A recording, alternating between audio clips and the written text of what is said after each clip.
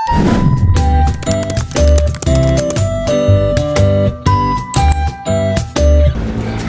Sobat Lila, Assalamualaikum warahmatullahi wabarakatuh. Perkenalkan saya Halila Syafa dengan NIM 230210222 dari Program Studi Administrasi Publik kelas 3C. Di sini saya akan menjelaskan tentang apa sih asas-asas umum dalam etika pelayanan publik. Simak videonya ya. Dunia administrasi publik bukan hanya sekedar susunan aturan dan prosedur yang kaku. Namun, di balik setiap keputusan dan langkah tersembunyi nilai-nilai yang membangun jalan bagi masyarakat yang adil dan sejahtera.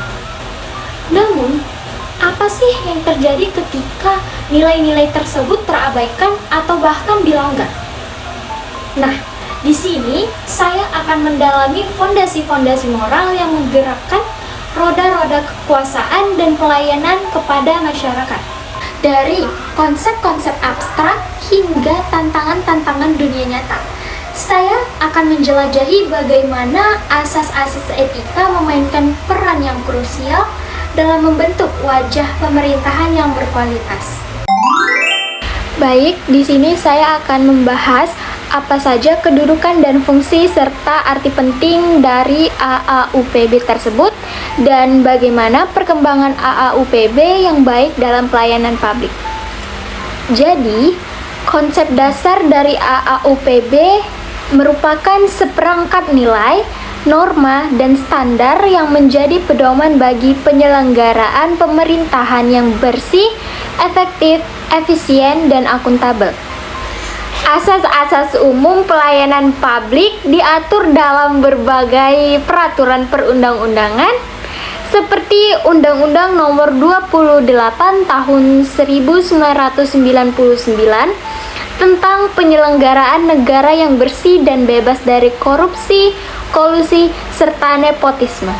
Prinsip-prinsip dasar AUPB meliputi: yang pertama itu ada prinsip transparansi, adalah salah satu prinsip dasar AAUPB yang menuntut keterbukaan informasi publik. Transparansi dalam penyelenggaraan pemerintahan bertujuan untuk mencegah terjadinya penyimpangan, meningkatkan kepercayaan publik, dan mendorong partisipasi masyarakat. Yang kedua itu ada prinsip akuntabilitas, adalah prinsip yang menuntut para pejabat publik yang bertanggung jawab atas tindakan dan keputusan mereka. Berarti mereka harus siap menerima konsekuensi dari tindakan mereka, baik itu positif maupun negatif. Nah, akuntabilitas ini juga melibatkan transparansi dalam pelaporan kinerja dan penggunaan dana publik. Yang terakhir itu ada prinsip integritas, adalah fondasi moral dalam administrasi publik untuk menuntut kejujuran dan moralitas tinggi dari pejabat publik.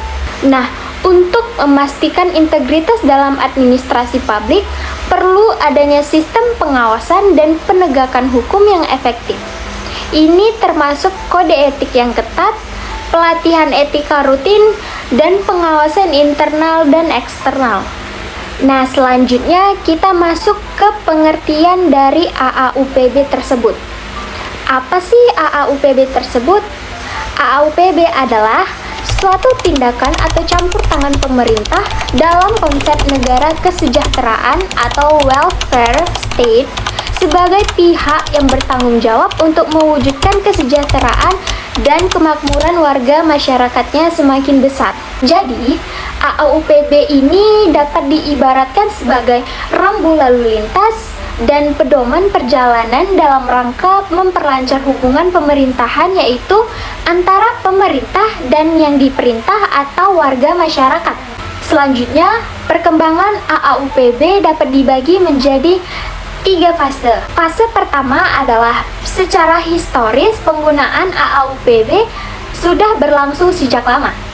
Penggunaan AAUPB tidak didasarkan pada landasan hukum dalam bentuk normatif, yaitu undang-undang atau peraturan perundangan lainnya, namun lebih diutamakan berdasarkan konsep.